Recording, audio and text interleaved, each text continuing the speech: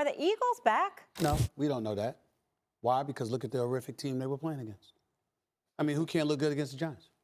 It's just that simple. Sad. When you're going up against somebody, that bad, that is not the appropriate litmus test. You know what? It's real easy to be the tallest dude in the small man's contest. It really, really is. You understand? Put me on the court against some 50-year-olds, and I'll look like I belong in the NBA. Put me on the court against an NBA player, and we'll find out that I'm 50. See the difference? This is what we're talking about here. So when you look at the New York Giants, they're so pathetic, so awful, so dysfunctional, so haphazard in so many different ways.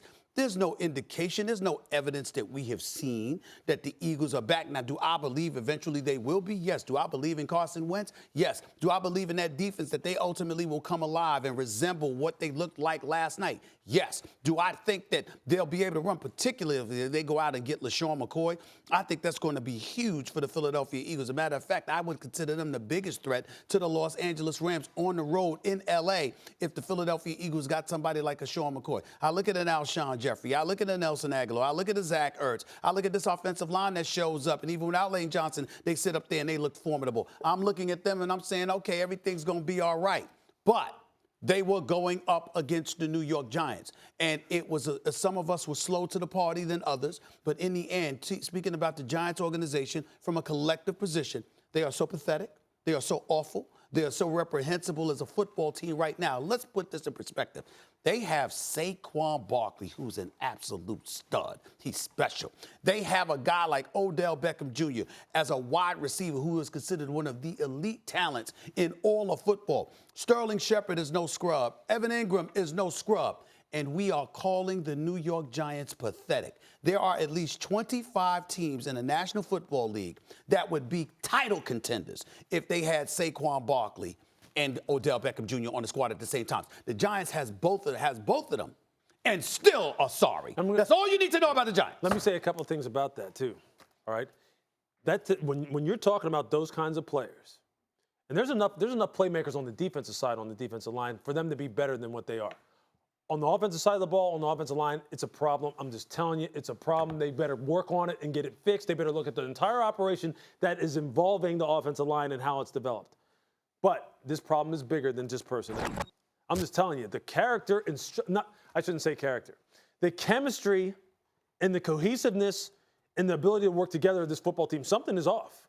Well, something is wrong. And look, I heard Pat, and I know Pat. I worked with him in Philadelphia.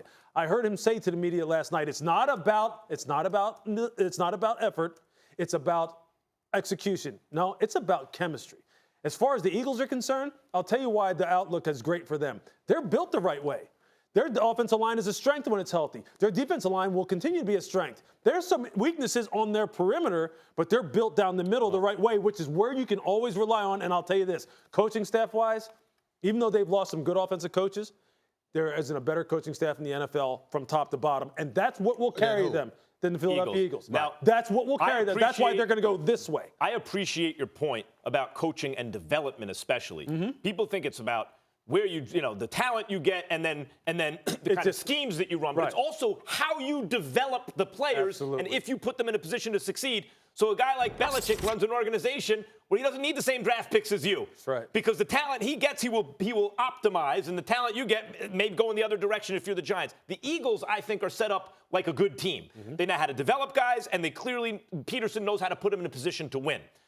Which is why I've been saying all along, the Eagles are exactly where I expected them to be at this point. Exactly. Carson Wentz was coming back off a catastrophic injury. He was not going to be Carson Wentz right away. It would take him a few weeks to get it up. Now, he threw a few balls that were like, that doesn't look like Carson Wentz, but he was mobile in the pocket. He was escaping pressure. He was making plays. He was big on third down. He was throwing touchdowns, right? Touchdown passes.